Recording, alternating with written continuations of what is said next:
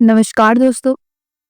आज मैं आपको सुनाने जा रही हूँ जब शराबी बेटे ने अपनी बूढ़ी माँ को मारा चांटा तो बूढ़ी माँ ने ऐसा क्या कर दिया। ये सभी देखते रह गए। माँ, मुझे भी एक भाई ला दो ना, मैं भी अपने भाई को राखी बांधूंगी, उसके साथ खेलूंगी। रूही ने अपनी माँ से कहा। ये सुनते उसकी माँ मीना की आंखों में आंसू आ गए।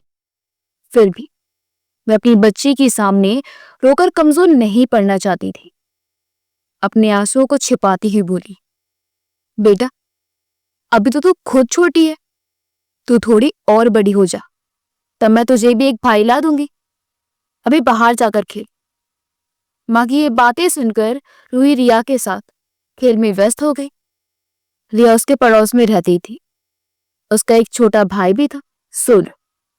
सोनू को देखकर ही रूही अपनी माँ से भाई लाने की जिद किया करती।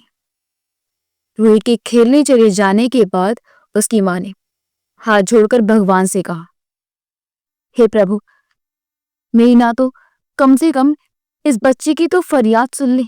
उस छोटी सी बच्ची को तो निराश मत कर। मीना के घर की आर्थिक स्थिति अच्छी नहीं थी। उसका पति मोहन रोज काम करने के बाद घर देर से लौटता, काफी रात होने पर नशा करके आता और अपनी पत्नी और बेटी दोनों को मारता। ऊपर से बगल के गांव की एक लड़की के पीछे भागता। उस लड़की का नाम रीता था।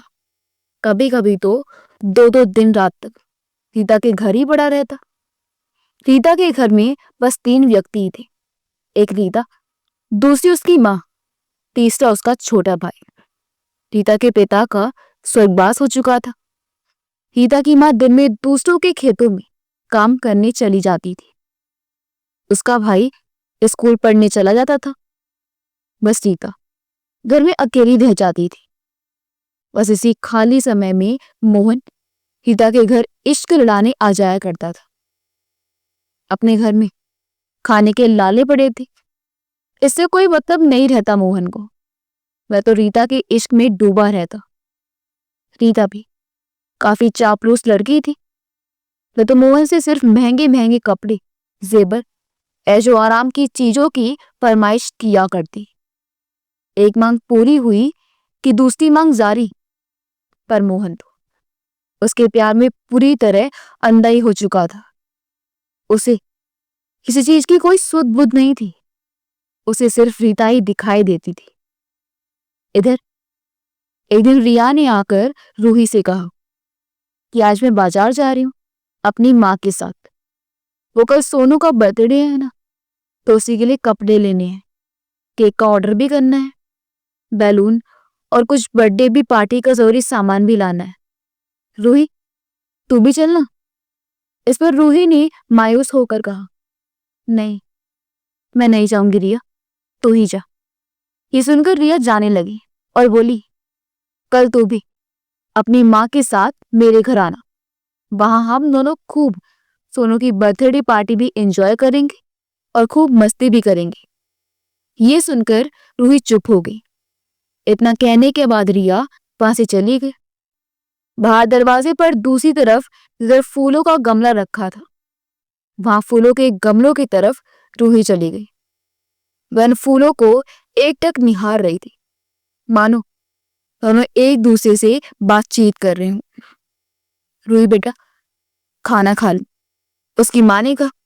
रूही का कोई जवाब नहीं पाकर मीना परेशान होती हुई उसे ढूंढते ढूंढते यहाँ तक आई, तब उसे रूही दिखाई दी। उसने रूही के पास जाकर प्यार से उसके सिर पर हाथ फेरते हुए कहा, बेटा, तुमने मेरी बातों का जवाब क्यों नहीं दिया? चलो अब चलकर खाना खा लो। नहीं माँ, मुझे भूख नहीं है। मीना ने अपनी बेटी की उदासी को भांप लिया। उसने कहा, क्या हुआ है मेरी बिटिया को? वो इतनी उदास क्यों है? तू बड़ी समझदार है। इस पर रूही बोली, माँ, जब भी मैं तुम्हें कहती हूँ तुम टाल देती हो। आज तो तुम्हें बतानी होगा। फिर तुम मुझे मेरा भाई कब ला कर दोगी? कब मेरे भाई का भी बर्थडे होगा? कब मैं उसके लिए बाजार से कपड़े, बलून, केक लाने बाजार जाऊंगी, उसका बर्थडे मनाऊंगी? ये सुनकर मीना बोली, बेटा मैं जल्दी ही तुम्हारे लिए भाई लाने की कोशिश करूंगी। चलो अब तो खाना खा लो, मैंने तुम्हारी पसंद का हलवा बनाया है। ठीक है। ऐसा कहकर रूही हंसते हुए माँ के माथे को चूम ली। फिर माँ के कहने पर खाना खाने गई।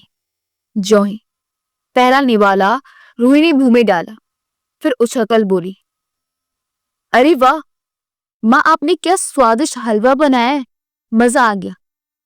इस पर मीना धीमे से हंसते हुए बोली, अच्छा है, अब तो पेट भर हलवा खा लो। फिर खाना खत्म करने के बाद रूही अपने खिलौनों से खेलने में व्यस्त हो गई। रात को मोहन फिर नशे में धुत होकर आया। दरवाजे पर पहुंचते ही उसने जोर जोर से चिल्लाना शुरू किया, मीना, ओ मीना, बाहर निकल। मीना ने जब आवाज सुनी तो वह घबरा गई।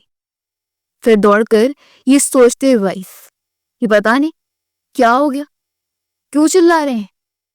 ज्यों ही आकर मीना बोली, क्या हुआ जी? बस मोहन पर तो मानो भूती सवार था, उसने आप देखा न ताओ। गालियां देते हुए मीना को मारना शुरू कर दिया। मीना जोर जोर से चीखने चिल्लाने लगी और सभी लोगों से बचाने की गुहार लगाने लगी। पहले जब शुरुआती दौर में मीना के घर में मारपीट होती थी तब पड़ोसी बीच बचाव करने आ जाते थे, पर उसके बाद वो उन पड़ोसियों से ही लड़ने झगड़ने लगता, उन्हें तरह तरह के अपशब्द गालियां देने लगता। धीरे धीरे पड़ोसियों ने भी आना बंद कर दिया। इस चीखने चिल्लाने की आवाज सुनकर सो रही रूही उठ गई। फिर दरवाजे के एक कोने में खड़े होकर आंसू बहाती हुई अपने पिता के हाथों में मां को पीटता देखने लगी। पर उसकी इतनी भी हिम्मत नहीं हुई कि पिता के सामने जाकर अपनी मां को बचा सके। वो करते भी क्या बेचारी, बहुत छोटी थी। मीना को पिटते पिटते जब वह गिरकर बेहोश हो गई तब मोहन उसे वहीं छोड़कर चला गया। बेचारी रूही अपने पिता के जाने के कुछ देर बाद डरी सहमी अपनी मां के पास आई। फिर उसे उठाने की कोशिश करने लगी। कुछ समय बाद मीना को होश आया। उसे ठीक से चला भी नहीं जा रहा था, फिर भी वह जैसे तैसे चलकर बिस्तर पर जाकर लेट गई। मां को इस हालत में देखकर रूही भी रोते रोते जाकर मां के साथ सो गई। मगर सारी रात वह दर्द से करहाती रही। दर्द के कारण नींद तो उसकी आंखों से कोसों दूर थी। फिर सुबह जैसे तैसे करके वह किचन में खाना बनाने चली गई। वह किचन में ही थी तभी रिया अपनी मां के साथ आई। रिया को देखते ही रूही खुश होकर उसके साथ खेलने लगी। मीना ने रिया की मां सीमा से कहा, अरे बहन जी, आप खड़े क्यों हैं, बैठिए ना। सीमा बोली, नहीं मैं ठीक हूं, आपसे कुछ बात करनी है। आज मेरे बेटे सोनू का बर्थडे है, मैंने इसी खुशी में एक छोटी सी पार्टी रखी है। आप दोनों जरूर आइएगा और खाना खाकर ही जाइएगा। मोहन को ना तो अपनी पड़ोसियों से कोई मतलब था और ना ही रिश्तेदारों से। मीना बोली, ठीक है बहन जी, पर आप चाय तो पीती जाइए। सीमा ने कहा, आज नहीं फिर कभी, आज बहुत ज्यादा काम पड़े हैं। कुछ मेहमान भी तो आने वाले हैं ना, उनके स्वागत की तैयारी शुरू करनी है। ये कहकर सीमा ने रिया से कहा, रिया बेटा आओ मेरे साथ घर चलो, फिर बाद में रूही के साथ खेलना। ये सुनती रिया बोली, रूही मैं तो खेलने के चक्कर में भूल ही गई थी, तुम भी आना, आंटी को भी साथ लाना। आंटी आप जरूर आइएगा, भूलिएगा नहीं। मीना हंसते हुए बोली, हाँ बेटा मैं जरूर आऊंगी, आपकी बात भला कैसे भूल सकती हूँ। ये सुनकर सभी हंस पड़े। फिर शाम को मीना सोनू के लिए उपहार खरीद लाई। खुद साड़ी पहनकर जल्दी जल्दी तैयार हो गई। रूही को उसने गुलाबी रंग का फ्रॉक पहनाया। फिर उसकी नजर उतारते हुए मीना बोली, देख मेरी बिटिया तो एकदम परी जैसी लग रही है, कहीं से किसी की नजर ना लग जाए। ये सुनकर रूही बोली, माँ आपके होते हुए मुझे किसकी नजर लग सकती है भला, अब चलो भी, देर हो रही है। फिर दोनों माँ बेटी रिया के घर चले गए। वहां उन्होंने बर्थडे पार्टी एंजॉय करी, खाना खाकर घर चले आए। उस रात को फिर रूही ने माँ से भाई लाने के बारे में कहा कि माँ, आप कब मुझे भाई लाकर दोगी? इस बात का मीना रूही को कोई जवाब नहीं दे सकी। इन 2 दिनों से मोहन का कोई अता पता नहीं था। इसी तरह समय बीतता गया। एक दिन रूही और रिया खेल रही थी। तभी सोनू अपने पापा के साथ बाइक पर चढ़कर कहीं जा रहा था। तभी उसने अपनी बहन रिया और रूही को खेलते हुए देखकर बोला, रिया दीदी, मैं पापा के साथ घूमने जा रहा हूँ। वहां पापा मुझे चॉकलेट और आइसक्रीम खिलाएंगे और खिलौने भी दिलवाएंगे। तुम चलोगी? अरे हाँ सोनू, मुझे भी ले चलो, मैं भी चलूंगी। पापा आप रुकिए ना, मैं अभी आती हूँ। हाँ आओ ना रिया बेटा, मैं रुका हुआ हूँ, रिया के पापा बोले। फिर रिया बाइक पर चढ़कर बैठ गई। तब उसे रूही का ख्याल आया। रिया बोली, रूही तू भी मेरे साथ चलना, हम लोग वहां खूब मस्ती करेंगे। ये सुनकर रिया के पापा बोले, हाँ तुम भी चलो ना बेटा। इस पर रूही उदास होकर बोली, नहीं अंकल, आज मेरा मन नहीं है, मैं फिर कभी चलूंगी। ये सुनते ही सोनू के पापा ने बाइक आगे बढ़ा ली। मासूम रूही एकटक उन लोगों को निहारते रह गई जब तक वो लोग उसकी आंखों से ओझल नहीं हो गए। फिर रूही सोचने लगी, रिया के पापा कितने अच्छे हैं, उसे कितना प्यार करते हैं, गोदे भी लेते हैं, आइसक्रीम खिलौने सब लाकर देते हैं, और तो और बाजार भी घुमाने ले जाते हैं। एक मेरे पापा हैं, खिलौने आइसक्रीम की तो बात दूर, हमेशा मुझे मारते पीटते रहते हैं, बात बात पर डराते धमकाते रहते हैं। आज तक कभी भी उन्होंने मुझे गोद में भी नहीं बिठाया, ना ही दुलार प्यार किया, कभी कहीं घुमाने भी नहीं ले गए। क्यों वो मेरे साथ ऐसा सुलूक करते हैं? बाकी सबके पापा तो अच्छे व्यवहार करते हैं, एक मेरे पापा ही ऐसे हैं। पर शायद मेरा भी एक भाई आ जाए तो पापा हम दोनों को भी खूब सारा प्यार करेंगे, हम लोगों को भी गोद में बिठाएंगे, खिलौने आइसक्रीम दिलाने ले जाएंगे, गुस्सा करना चीखना चिल्लाना छोड़ देंगे। तब वो भी औरों की तरह मेरे अच्छे पापा बन जाएंगे। उस नन्ही सी परी के दिमाग में ढेर सारे सवाल जवाब उमड़ घुमड़ कर रहे थे। अचानक ही उसे कुछ याद आया और वह दौड़ती हुई घर के अंदर चली गई। एक दिन मीना घर में अकेली बैठी हुई थी। तब अनायास ही उसके मन का घोड़ा उसे अतीत की दुनिया में ले जा रहा था। आज से 7 साल पहले की बात है, जब उसकी नई नई शादी हुई थी। वो अपने ससुराल में बहू बनकर आई थी। तब उसकी सास ने उसे पलकों पर बिठाकर रखा। अपनी बहू को बहुत लाड प्यार करती, मान सम्मान देती, बिल्कुल एक बेटी की तरह। उसकी मोहन के साथ पूरे सामाजिक तौर तरीके से शादी हुई थी। ये शादी पूरी तरह से अरेंज मैरिज थी। शुरुआती दिनों में तो सब ठीक ठाक चल रहा था। शादी के कुछ महीने बाद मीना की माँ की तबीयत अचानक खराब हो गई। यह सुनकर मीना बहुत परेशान हो गई। वे अपनी मायके जाने की अनुमति लेना चाहती थी। उसकी सास ने उसे मायके भेज दिया। फिर कुछ दिन मीना का मायके में अपनी माँ की देखभाल करने में ही गुजर गया। फिर माँ की तबीयत ठीक हो जाने पर मीना अपने ससुराल वापस लौट आई। यहाँ आकर उसने देखा तो यहाँ गजब माहौल था। मोहन नशे में धुत होकर अपनी माँ से हर छोटी छोटी बातों पर लड़ाई झगड़े किया करता था। मीना चुपचाप उस झगड़ों को देखती। कभी कभी तो मोहन बिना बात उससे भी झगड़ने लगता। मीना जब रोती तो उसकी सास समझाती कि मत रो मीना बेटा, धीरे धीरे मोहन अपने आप सुधर जाएगा। कुछ दिनों से मीना की तबीयत बिगड़ने लगी। मीना की सास उसे अस्पताल ले गई। डॉक्टर ने कुछ टेस्ट करवाए और तब उन्हें खुशखबरी दी कि मीना मां बनने वाली है। मीना की सास शांति का तो मानो खुशी का ठिकाना ही न रहा। मैं मीना का काफी देखभाल करने लगी। बच्चे की खबर सुनकर मोहन भी खुश हुआ, पर वह लगभग मीना को धमकाता कि देख मीना, मुझे तो सिर्फ लड़का ही चाहिए। अगर लड़की हुई तो तेरी और उस बच्ची दोनों में से किसी की खैर नहीं है। मीना चुपचाप उसकी बातों को सुनकर भी अनसुना कर देती। समय अपनी निरंतर गति से बढ़ता गया। शांति उसका अच्छे से ख्याल रखती और उसे ज्यादातर आराम करने के लिए कहती। फिर एक दिन मीना को प्रसव पीड़ा होने लगी। मोहन उस समय घर पर नहीं था।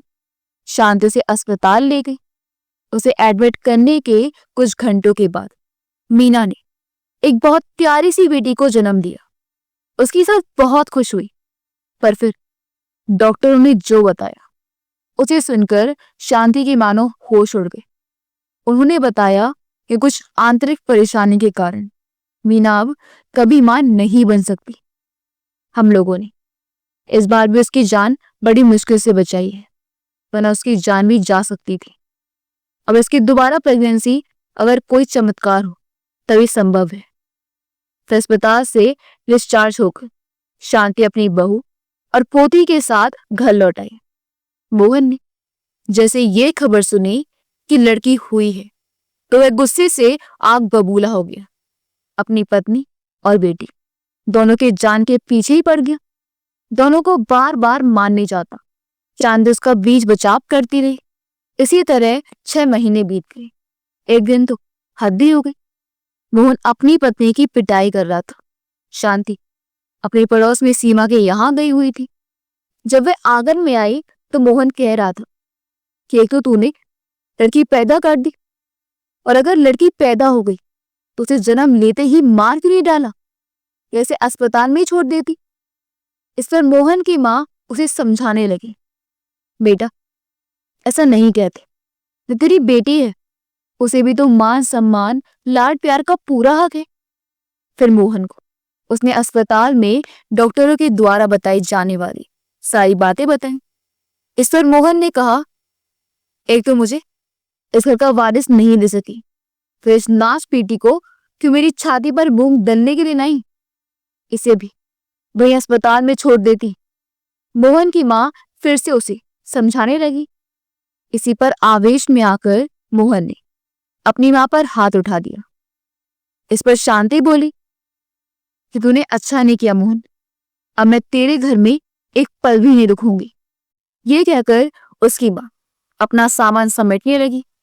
मीना बार बार अपनी सास के पैर पकड़ती रही, रोती बिलखती रही, ना जाने के लिए मिन्नतें करती रही, पर शांति नहीं मानी और घर छोड़कर हमेशा हमेशा के लिए चली गई। जाते वक्त उसने नम आंखों से अपनी बहू और पोती को आशीर्वाद दिया और बोली, मीना तू अपना और रूही के अच्छे से ख्याल रखना, अच्छे से रहना।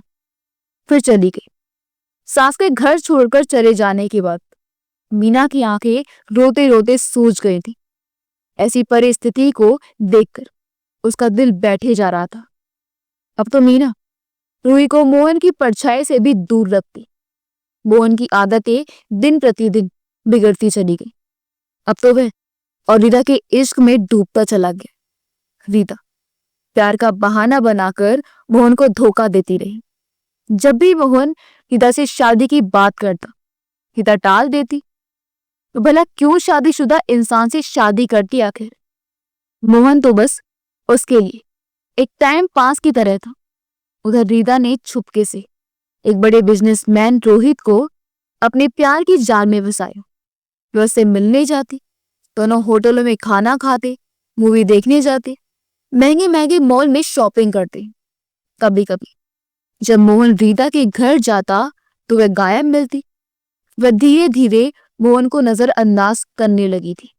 ये बातें मोहन को भी खलने लगी।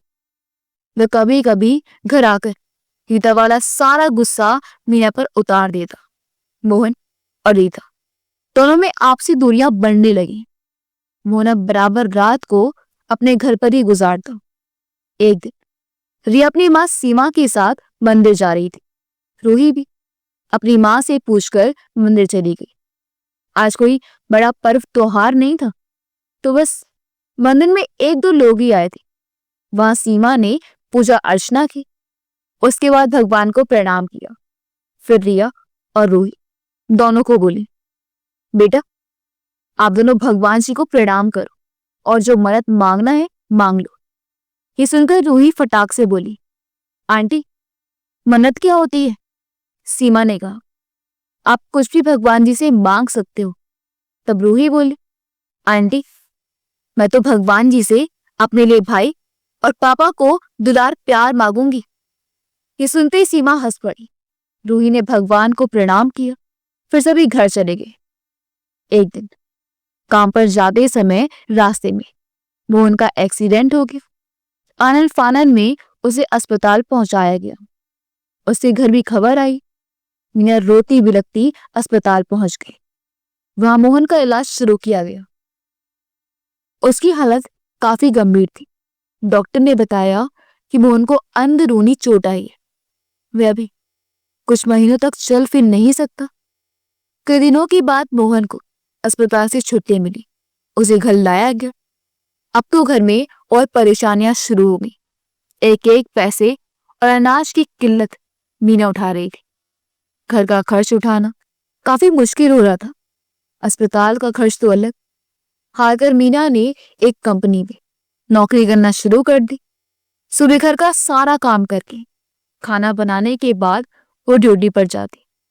फिर रात को आकर मीना खाना बनाती और बाकी बचे हुए काम करने लग जाती। इतने दिनों में हिता ने एक बार भी मोहन का हाल नहीं पूछा, न उसकी तबीयत देखने आई। मोहन का मन भी हिता से हटने लगा था। वैसे भी थोड़ी नफरत की भावना उसके मन में आ ही गई थी उसके लिए, जब से वो उसे नजरअंदाज करने लगी थी। मीना के अवकाश पे रूही अपने पापा को दवाई खिलाती और मोहन के हर छोटे बड़े जरूरतों का ख्याल रखा करती थी। फिर भी वह मोहन से काफी डरी डरी रहती थी। मोहन के मन में भी अब रूही और मीना के लिए इसने जाग रहा था। एक दिन ये खबर सुनने को मिली कि रीता ने उसी बिजनेसमैन रोहित से भागकर शादी कर ली है। पर फिर भी मोहन को ये बात सच नहीं लग रही थी। उसे विश्वास ही नहीं हो रहा था कि रीता ऐसा भी कुछ कर सकती है। भले ही उन दोनों के बीच दूरियां आ गई हो, क्योंकि मोहन बेपनाह मोहब्बत जो करता था रीता से, उसने मोहन को बड़े बड़े वादे जो किए थे, फिर वह उसे धोखा कैसे दे सकती थी? ये सोच सोचकर वह अकेले में आंसू बहाता था। इधर मीना और रूही दोनों भगवान जी से विनती करती कि मोहन जल्दी से जल्दी ठीक हो जाए। मोहन अब धीरे धीरे चल फिरने लग गया था। मोहन में हुए इस सुधार को देख माँ बेटी बहुत खुश हुए थे और मन ही मन ईश्वर को धन्यवाद कर रहे थे। मीना अब लगातार ज्यादा काम करने से दिन प्रतिदिन दुबली होती जा रही थी। एक दिन मीना शाम को ड्यूटी से घर आई तो उसे बहुत तेज बुखार था। फिर भी अपनी तबीयत की परवाह किए बिना किचन में खाना बनाने चली गई। तेज बुखार के कारण किचन में ही गस खाकर गिर गई। गिरने की आवाज को सुनकर जब मोहन वहां गया तो उसने मीना को बेहोश पाया। फिर उसने गोद में उठाकर बिस्तर पर लिटाया, उसे दवाई खिलाई। तब जाकर आधी रात को उसका बुखार कम हुआ।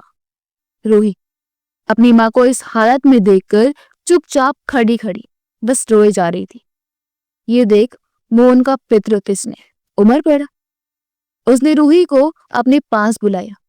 वह डर रही थी, फिर भी मोहन ने उसे गोद में बिठाकर प्यार से उसके सर पर हाथ फेरते हुए कहा, बेटा माँ ठीक हो जाएगी, मुझे भी तो इसकी फिक्र है। रूही अपने पापा को भी समय भरी आंखों से निहारे जा रही थी। आज उसके जीवन में पहली बार ऐसा हुआ था कि पापा ने उसे प्यार से अपनी गोद में बिठाया और प्यार से बात भी की थी। फिर पापा ने उसे अपनी ही गोद में सुला दिया। उसे नींद आ गई। सुबह जब मीना की नींद खुली तो वह ड्यूटी पर जाने के लिए तैयार हो गई, पर मोहन उसे लगातार मना करता रहा। वह बोला, जब तक मैं बीमार था तुमने नौकरी की, अब मैं ठीक हो गया हूँ, अब मैं अपनी नौकरी शुरू कर देता हूँ।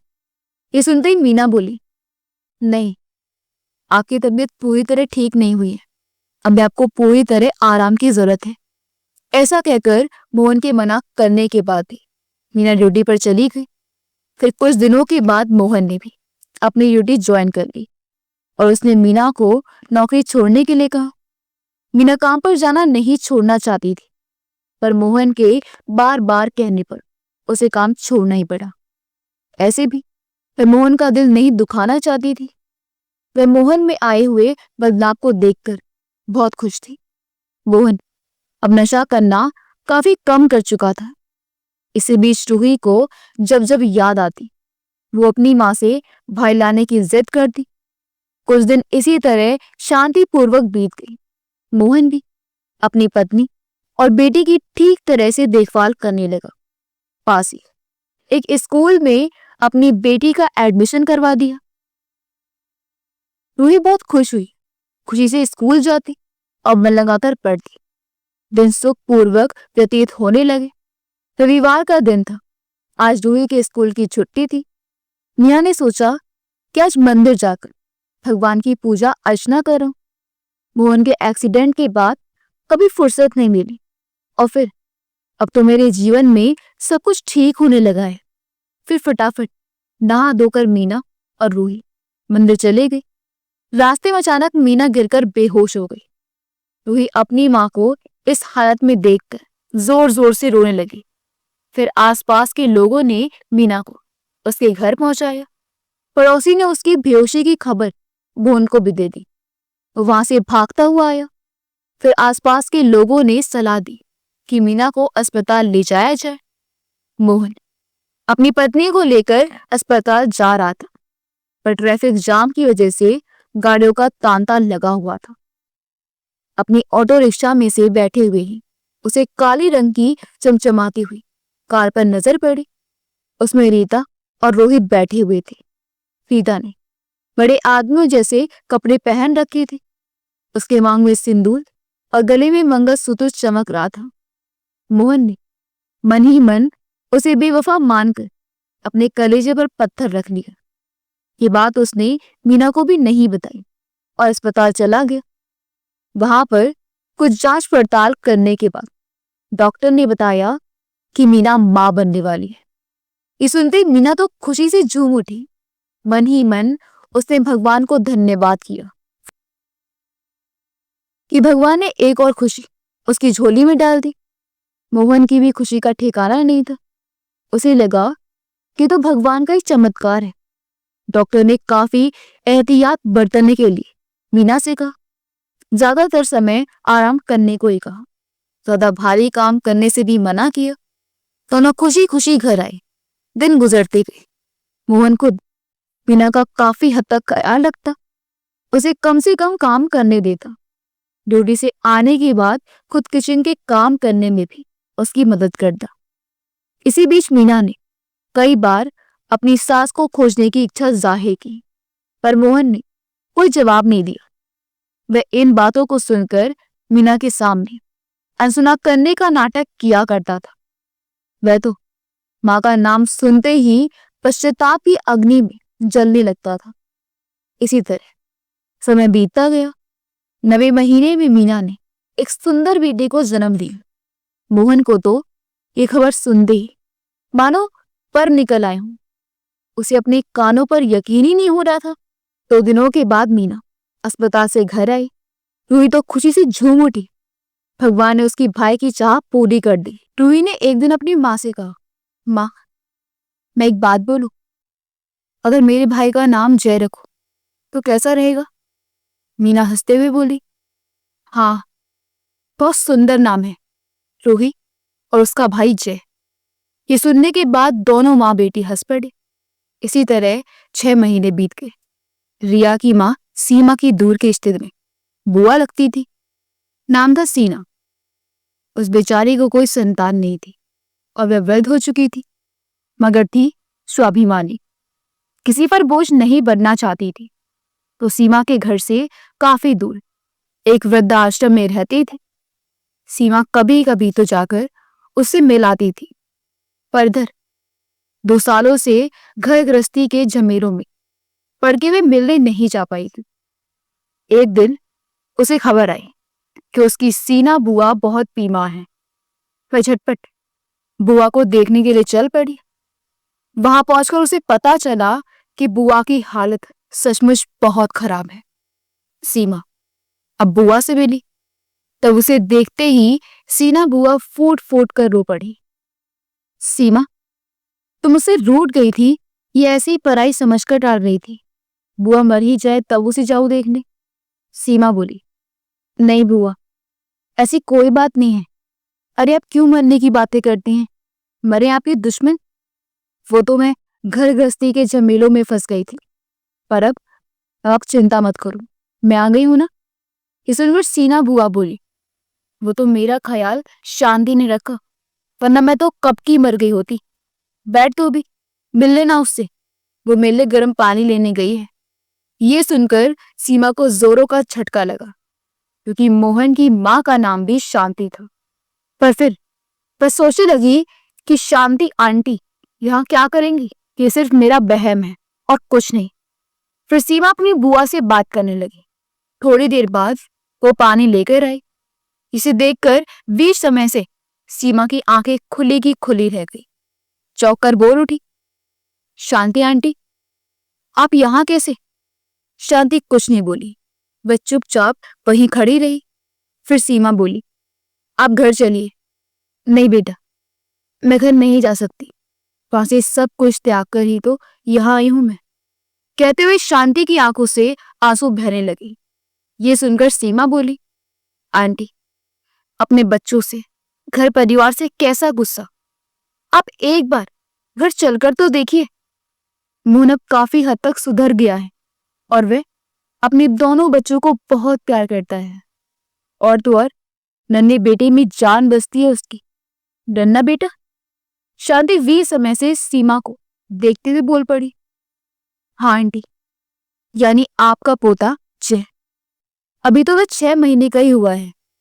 रूही एक छोटे भाई को पाकर बहुत खुश है, पर मीना आपको याद करके बहुत रोती है। रूही भी कभी कभी आपको बहुत मिस करती है। आप एक बार घर चलकर तो देखिए, सब कुछ बदल गया है, कुछ भी पहले जैसा नहीं है। आप मेरा यकीन कीजिए। शांति बोली, मैं अब घर नहीं जाऊंगी, चाहे कुछ भी हो जाए। मैं फैसला ले चुकी हूं। तू घर जा, मेरे पोते का थोड़ा ख्याल रखना। भगवान उसे दीर्घ आयु बनाए, उसे हर बुरी बला से बचाए। सीमा, तू मुझसे वादा कर कि तू घर पर किसी को मेरे बारे में कुछ भी नहीं बताएगी। सीमा का हाथ पकड़ते हुए शांति बोली। फिर कुछ देर तक शांत होकर सीमा असमंजस भरे स्थिति में उसे कोई जवाब नहीं दे सकी। थोड़ी देर बात करने के बाद सीमा घर चली गई, पर शांति उसके साथ घर नहीं गई। पर रात को सोते समय भी शांति के आंखों से नींद कोसों दूर थी। उसे रह रहकर सीमा की बातें याद आ रही थी। अब तो रूही भी कुछ बड़ी हो गई होगी, और जय, वो कैसे दिखता होगा? मीना उसका ठीक से ख्याल रखती भी होगी कि नहीं? इस तरह के अनेकों सवाल उसके मन में उमड़ते रहे। एक दिन मीना को शांति की याद आ गई। उसकी आंखों से आंसू बहने लगे। वह चुपचाप अकेली बैठी रो रही थी। दूसरे कमरे में रूही अपने भाई के साथ खेल रही थी। उसी समय सीमा किसी काम से मीना के यहाँ आई। मीना को रोते देखकर बोली, अरे बहन जी, आप रो क्यों रही हैं? मोहन भाई साहब से झगड़ा हो गया क्या? सीमा बोली, अरे नहीं, ऐसी कोई बात नहीं है, बस ऐसे ही। मीना ने कहा, अरे ये क्या बात हुई? ऐसे भला कोई रोता है क्या? सीमा बोली। मीना बोली, माँ जी की याद आ रही थी। कहते ही मीना फूट फूट कर रो पड़ी। उसे रोते देखकर सीमा के सब्र का बांध टूट गया। मीना कहने लगी, माँ जी कहाँ होंगी, किस हाल में होंगी? ये सुनते ही सीमा बोली, मीना, अगर अभी तुझे अपनी माँ जी का पता चले तो तू क्या करेगी? ये सुनते ही मीना बोली, मैं भी उनके पैरों पर गिरकर उन्हें इस घर में लाए बगैर नहीं मानूंगी। इस पर भी नहीं मानेगी तो उन्हें अपने पोते का वास्ता देकर मना लाऊंगी। पर एक बार उनका पता ठिकाना तो मिले। सीमा बोली, ठीक है, तू मेरी बात ध्यान से सुन। वो जो रायपुर में जो वृद्धाश्रम है ना, शिव मंदिर के पास, जहां मेरी शीना बुआ रहती है ना, वहीं पर शांति आंटी भी रहती है। मेरी बुआ बीमार थी ना, तब मैं उनको मिलने गई थी, तो मैंने वही शांति आंटी को देखा था। मैंने उन्हें घर वापस आने के लिए बोला भी था, समझाया, पर वो नहीं मानी। पर अगर तुम मोहन भाई साहब के साथ दोनों बच्चों को भी लेकर वहां जाए तो कहीं अपनी पोते को देखकर वो भावुक होकर तुम्हारी बात मानकर वापस आ जाए। मीना बोली, ठीक है, मैं ऐसा ही करूंगी।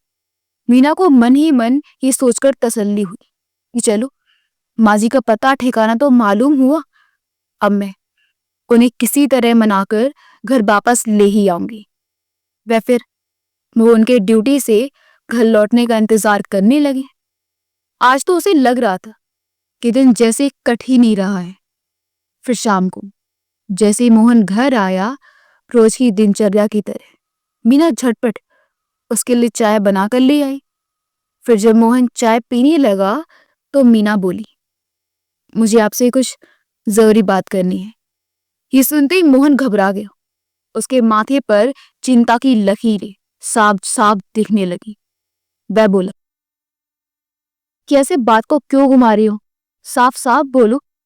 बच्चे सब ठीक तो हैं? मीना बोली, हाँ जी, बच्चे तो बिल्कुल ठीक है। जय सो रहे, रूही रिया के साथ खेलने गई है। तब जाकर मोहन शांत हुआ। वह बोली, एक खुशखबरी है। मोहन बोला, सीधे सीधे बताओगी या फिर मुझे मरवाओगी? नहीं जी, आप ऐसा क्यों बोलते हैं? शुभ शुभ बोलिए, मरे आपके दुश्मन। मुझे माँ जी का पता ठिकाना मालूम हो गया है। खुशी से चहकते हुए मीना बोली, क्या सच में माँ का पता ठिकाना मालूम चल गया है? मोहन बोला। खुशी से तो मानो उसके पांव जमीन पर ही नहीं पड़ रहे थे। कुछ ही पलों में उसका खुशी से चमकता हुआ चेहरा भुज गया। वह बोला, तुम्हें माँ का पता ठिकाना किसने दिया? वो कहाँ पर है? किस हाल में है? इस पर मीना ने सीमा से हुई सारी बातचीत मोहन को बता दी। वो बोली, सीमा ने मुझसे कहा कि अगर हम सब जाकर माँ जी को मनाएं तो वो जरूर वापस आएंगी। मोहन बोला, नहीं मीना, अब मैं जाकर माँ को कितना भी मना लूं, पर वो वापस कभी नहीं आएंगी। उन्हें यकीन ही नहीं होगा कि मैं बदल गया हूं। ये मेरी ही गलती है कि माँ घर छोड़कर यहाँ से चली गई हैं।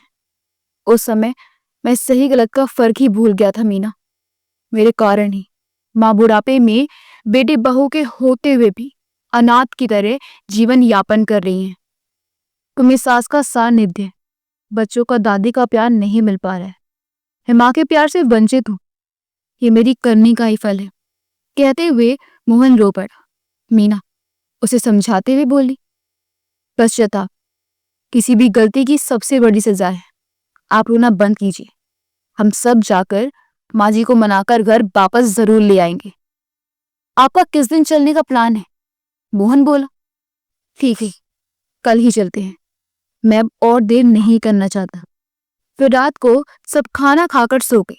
फिर सुबह उठकर नहा धोकर सभी शांति को लाने के लिए वृद्धाश्रम चल पड़े। वृद्धाश्रम पहुंचने के बाद मोहन ने देखा कि गेट पर दो चौकीदार बैठे हुए थे। ऊपर बड़े बड़े अक्षरों में लिखा हुआ था, जानकी वृद्धा आश्रम। गेट पर मोहन ने चौकीदार से अंदर जाने की अनुमति मांगी। चौकीदार बोला, आपको किससे मिलना है? शांति जी से। मोहन बोला। चौकीदार बोला, ठीक है, आप लोग यहां बैठिए। उसने पास में पड़ी कुर्सियों की तरफ इशारा करते हुए कहा। फिर 2-4 कदम चलने के बाद रुककर वह पलटकर बोला, वे आपके रिश्ते में क्या लगती हैं? ये सुनते ही मोहन हक्का बक्का रह गया। वह कुछ बोल पाता इससे पहले ही मीना बोली, हम उनके दूर के रिश्तेदार हैं। मोहन ने मीना की तरफ देखा। तो उसने उसे चुप रहने का इशारा दिया। चौकीदार अंदर गया तो वहां पर कुछ औरतें झुंड में बैठकर बातें कर रही थी। उसी में शांति भी शामिल थी। वह बोला, यहाँ इनमें से शांति कौन है? अपना नाम सुनते ही शांति खड़ी हो गई। जी, मैं ही हूं। चौकीदार बोला, तुमसे कोई मिलने आया है, बोल रहे हैं कि दूर के रिश्तेदार हैं। ये सुनकर शांति सोचने लगी, ऐसा नहीं हो सकता, मेरे कौन दूर के रिश्तेदार आए हैं। फिर सोचने लगी कि कहीं मेरे मायके से कोई आया होगा। चौकीदार बोला, वही मिलेगी या फिर अंदर भेज दूं? शांति बोली, भेज दीजिए अंदर। वह बोला, ठीक है फिर। चौकीदार चला गया। मीना ने जब सुना कि मिलने की अनुमति मिल गई है, वह झटपट अंदर भागी। उसके पीछे पीछे मोहन और बच्चे भी आए। अपनी मां की तरफ मोहन के बढ़ते कदम उसे अपनी की हुई गलती का एहसास करा रहे थे। वह अपराध बोध से भरा जा रहा था। कैसे कैसे अपनी मां से माफी मांगेगा वो? उन्हें कैसे मनाकर घर ले जाएगा? फिर भी वह अनमने ढंग से बढ़ता चला जा रहा था। जब सभी अंदर आए तो शांति वहीं एक कुर्सी पर बैठी हुई थी, पर उन लोगों को देखकर वह खड़ी हो गई। मीना झट से अपनी सास के पैर झुककर छू ली और अपनी सास के गले से लिपटकर खूब रोई। हालांकि वह भी अपने पति के किए पर शर्मिंदा थी। रोही वहीं पास में खड़े खड़े ये नजारा देख रहे थे। ये सब उसकी समझ से परे था। मोहन भी वहीं बगल में अपने बेटे को गोद लिए हुए अपराधी की तरह सिर झुकाए खड़ा था। उसे अंदर ही अंदर ग्लानि महसूस हो रही थी। वह अपराध बोध से भरा जा रहा था। इतनी शर्मिंदगी तो उसे कभी भी महसूस नहीं हुई जितनी कि आज हो रही थी। उसकी नजरें नीचे की तरफ झुकी हुई थी, मानो उसमें अब किसी से भी नजरें मिलाने की हिम्मत नहीं थी। शांति बोली, तुम लोग यहाँ क्यों आए हो?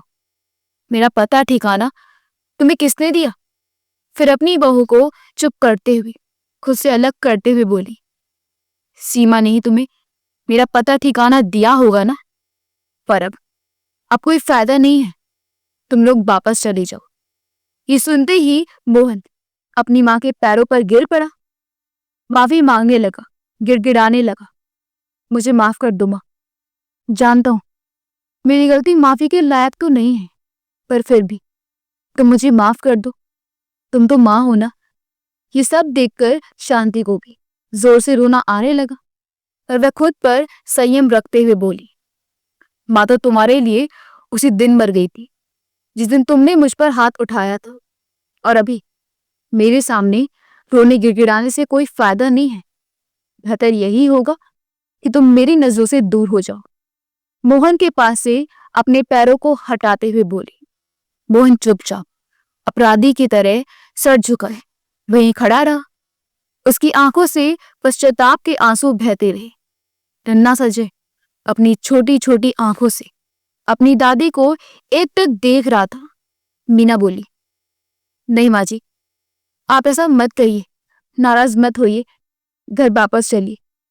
हम दोनों के लिए ना सही तो रूही और जय के लिए ही सही, और हो सके तो मोहन को एक बार माफ कर दीजिए। अब इन दोनों बच्चों को आपके प्यार की बहुत जरूरत है मम्मी। तब शांति का ध्यान अपने पोता पोती की तरफ गया। मीना ने झट से जय को अपनी दादी के गोद में डाल दिया।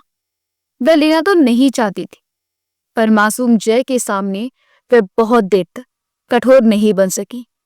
मीना बोली, रूही बेटा आओ, दादी को प्रणाम करो। रूही ने झट से अपनी दादी के पैर छू लिए। अनायास ही शांति के मुंह से निकल पड़ा, अरे ये कितनी बड़ी हो गई है। आखिरकार बहुत देर तक शांति अपनी ममता को रोक ना सकी।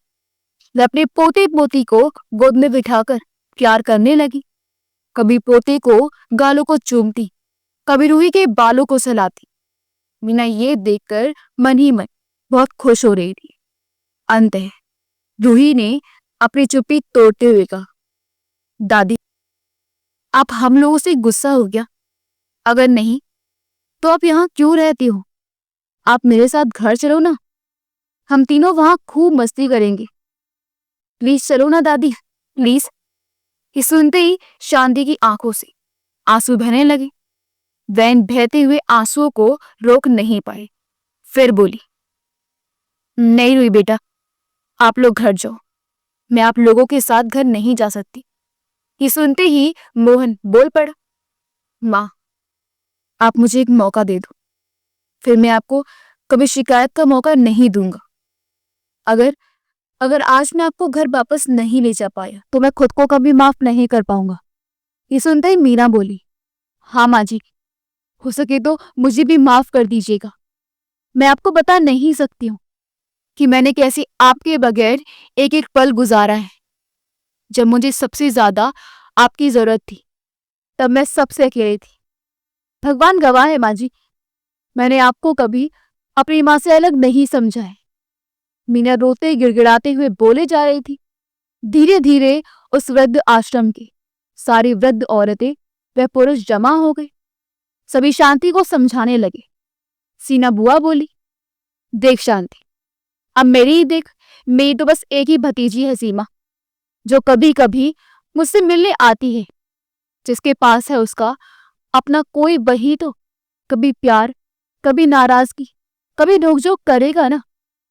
अब बहुत है जो कि अनाथ है, उनका कोई है ही नहीं, तो किस पर गुस्सा होंगे, किसे प्यार करेंगे। मेरी मान तो गुस्सा थूक दे और अपने बेटे बहू के साथ खुशी खुशी घर जा। तेरा बेटा भी तो कब से माफी मांग रहा है, चल अब माफ कर दे उसे। आखिरकार शांति को अपने बेटे को माफ करना ही पड़ा। जब शांति ने मोहन को माफ कर दिया तो वह मां के गले लगकर खूब रोया। सभी लोग उसे चुप कराने लगे। फिर सीना बोली, अरे अब रोना धोना कैसा मोहन, अब तो तुम्हारी माँ भी घर जाने के लिए राजी हो गई है। लो मुंह मीठा करो। लड्डू बढ़ाते हुए सीना बोली, वरना ऐसा ना हो कि तुम्हारे रोने धोने के चक्कर में शांति फिर घर वापस जाने से ही मना कर दी। ये सुनते ही सभी ठहाका मारकर हंस पड़ी। इसी तरह मीना की उलझी परेशानियों से भरी जिंदगी में खुशी के दिन फिर से लौट आए। इसे ही कहते हैं अंत भला तो सब भला।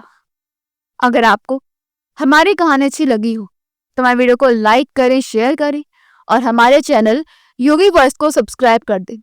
मिलते हैं अगली वीडियो में। आपका बहुत बहुत धन्यवाद।